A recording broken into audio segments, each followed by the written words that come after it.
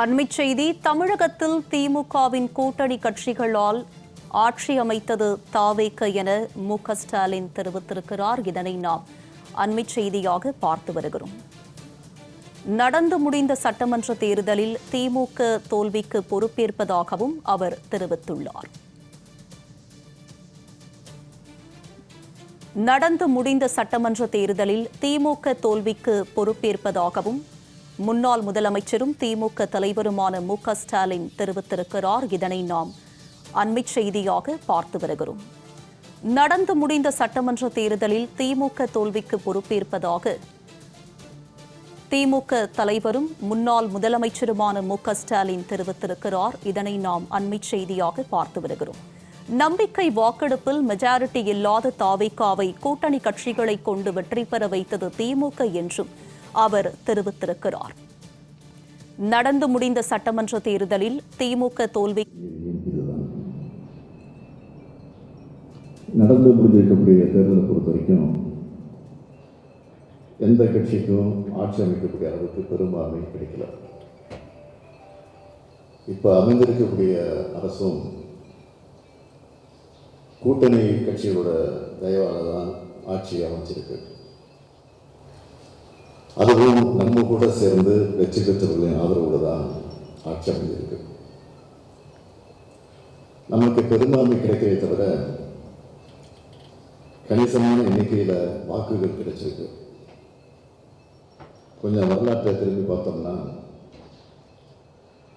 1989 நாம் ஆட்சி அமைச்சோம். அடுத்து நடைபெற்ற 1991 தேர்தலில் வெறும் 2 இடங்களில் மட்டுமே நம்ம ஜெயிச்சிருக்கோம். 96 மீண்டும் நம்ம ஆட்சி. ஆனால் அடுத்து வந்த 2001 தேர்தலில் நம்ம வென்ற இடங்கள் 37 தான். அதே போல் 2006 திமுக ஆட்சி அமைச்சு 2011 வெறும் 31 இடங்கள் தான். இப்படி ஆட்சி இருந்தவர் தோற்ற போதெல்லாம் நாம் மிக குறைந்த இடங்களில் தான் வென்றிருக்கிறோம். இப்போ 59 இடங்களில் நம்ம வெற்றி பெற்றிருக்கோம். ஆனால் கூட்டணி எண்ணிக்கையை சேர்த்து பார்த்தீங்கன்னா 73 இடங்கள். கடந்த முறைகளை ஒப்பிடும்போது இந்த கூடுதல் எண்ணிக்கை நமக்கும் அவர்களுக்குமான வாக்கு விழுக்காடு வேறுபாடு என்பது 3.52 விழுக்காடு தான். இப்போ நம்மளை பார்க்குற எல்லாருமே ஏன் சோசியல் மீடியாவிலுமே எப்படியும் திமுக தான் ஜெயிக்கும்னு நினைச்சோம். அதனால் இந்த ஒரு ஓட்டில் என்ன ஆகிடும் தெரியாமல் போட்டுக்கணும்னு புலம்பிக்கிட்டு இருக்காங்க. அது மட்டும் இல்லை, இப்படி ஒரு கட்சிக்கு ஓட்டு போட்டு ஆட்சியில் உட்கார வச்சுட்டோம்னு பலரும் வருந்தி பதிவு போட்டுக்கிட்டு இருக்கக்கூடிய அந்த நிலைமையை பார்த்துக்கிட்டு இருக்கிறோம். இதுதான் நம்ம 5 ஆண்டு கால நல்லாட்சி கிடைத்திருக்கக்கூடிய அங்கீகாரம், நம்ம உழைப்பு கிடைச்சிருக்கக்கூடிய சான்று. ஆனால் அது வெற்றியாக மாறாமல் போயிடுச்சு. பொது வாழ்க்கைக்குன்னு வந்தால் வெற்றி தோல்வி என்பது சகஜம். ஏற்ற இறக்கங்கள் இருக்கும், மேடு பள்ளங்கள் இருக்கும். அதுதான் அரசியல். இந்த பக்குவம் வேற யாரையும் விட நமக்கு தான் அதிகம். இதுதான் பிறந்த அண்ணா அவர்களும் தலைவர் கலைஞர் அவர்களும் நமக்கு கற்றுக் கொடுத்துருக்கக்கூடிய பக்குவம், பாடம். அதனால தான் மற்ற கட்சிகள் மாதிரி நம்ம எம்எல்ஏக்களை ரெசார்ட்டில் நட்சத்திர விடுதலை ஒழிச்சு வச்சு வைக்க வேண்டிய பயம் இல்லை. தோல்வியிலையும் நம்ம தைரியமாக தான் இருந்துகிட்டு இருக்கிறோம். என்னை பொறுத்த வரைக்கும் கடந்த 5 ஆண்டு காலம் கடுமையாக உழைச்சேன். உங்களையும் உழைக்க வச்சேன். என் சக்திக்கு மீறியும் உழைச்சேன். உங்களையும் ரெஸ்ட் இல்லாமல் உழைக்க வச்சேன். இதுவரை எந்த அரசு செஞ்சு தராத சாதனைகளை எல்லாம் நம்ம செஞ்சு கொடுத்தோம். கோடிக்கணக்கான மக்களுக்கு நேரடி பயன்பெறக்கூடிய வகையில் நம்ம ஆட்சியை நடத்தணும். இது மக்களுக்கு நன்றாக தெரியும். இருந்தாலும் நம்ம ஆட்சி அமைக்க முடியல. இதுக்காக நான் யாரையும் சுட்டி காட்டி குறை சொல்ல விரும்பல. தோல்விக்கான காரணங்களை கழக நிர்வாகிகள் தொடங்கி பொதுமக்கள் வரை எல்லா விதமாக பேசிகிட்டு இருக்கிறாங்க. ஒருத்தர் இன்னொருத்தரை குற்றம் சொல்கிறாங்க, அவர் இன்னொருத்தரை கை காட்டுறாரு.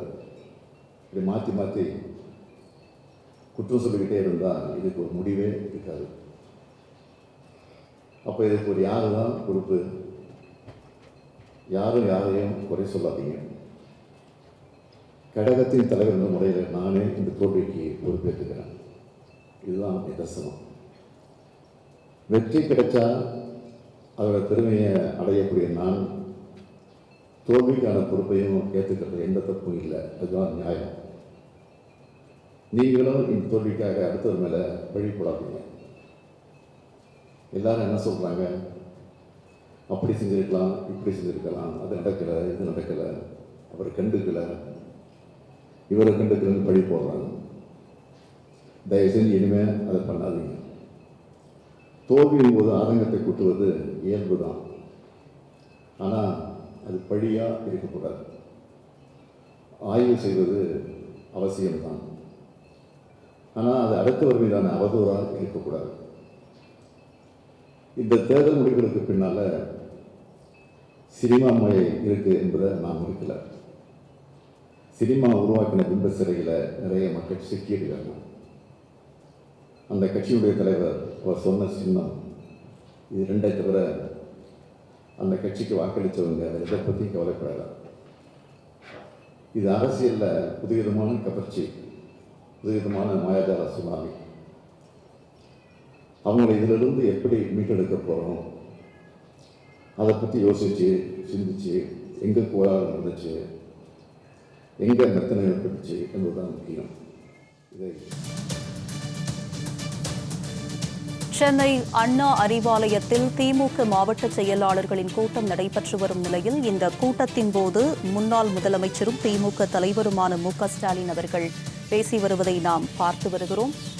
இது பற்றிய கூடுதல் விவரங்களுடன் இணைகிறார் எமது செய்தியாளர் தாரணி. அவரிடம் விவரங்களை கேட்டு பெறலாம். தாரணி, மு.க.ஸ்டாலின் அவர்கள் பேசிய விஷயத்தின் முழு விவரம் என்ன? பதிவு பண்ணுங்க.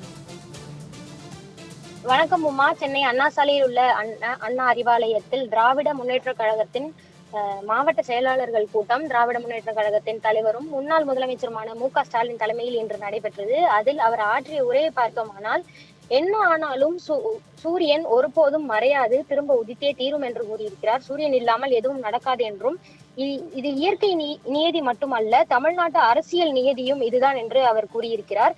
நடந்து முடிந்த தேர்தலில் எந்த கட்சி ஆட்சி அமைக்கும் அளவுக்கு பெரும்பான்மை எந்த கட்சிக்கும் கிடைக்கவில்லை என்றும், இப்பொழுது அமைத்திருக்கும் அரசும் கூட கூட்டணி கட்சிகளுடைய தயவால் தான் அமைந்திருக்கிறது என்றும் அவர் கூறியிருக்கிறார். மேலும் நமக்கு பெரும்பான்மை கிடைக்கவில்லையே தவிர கணிசமான எண்ணிக்கையில் வாக்குகள் கிடைத்திருக்கிறது என்றும் அவர் கூறியிருக்கிறார். நம்முடைய தயவில் தான் தமிழக வெற்றி கழகமானது தற்பொழுது ஆட்சி அமைத்திருக்கிறது என்றும் அவர் கூறியிருக்கிறார். தமிழக வெற்றி கழகத்திற்கும் திராவிட முன்னேற்ற கழகத்திற்கும் 3% மட்டுமே வாக்கு வித்தியாசம் என்றும், மக்கள் அவர்களை எந்த அளவிற்கு ஆட்சியில் அமைக்க வேண்டும் என்று நினைத்தார்களோ அந்த அளவிற்கு நம்மையும் நினைத்திருக்கிறார்கள் என்றும் அவர் கூறியிருக்கிறார்.